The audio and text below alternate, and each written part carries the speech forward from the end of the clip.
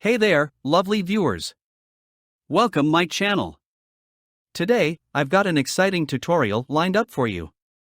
Have you ever wondered how to combine videos right on your iPhone? Well, you're in luck. In this quick guide, I'm going to show you how to use a fantastic app called CapCut to effortlessly combine your videos and create awesome content.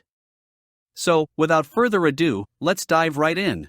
First things first, make sure you have CapCut installed on your iPhone. You can easily find it on the App Store.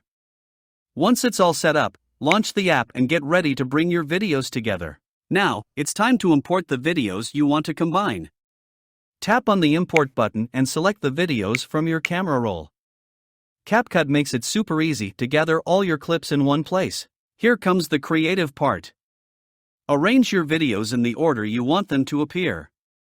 You can also trim or cut any unwanted parts using the editing tools.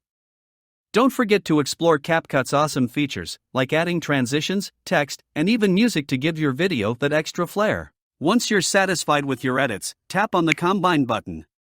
CapCut will work its magic and merge your videos seamlessly. Now, take a moment to preview your masterpiece and make sure everything looks just the way you want it. And there you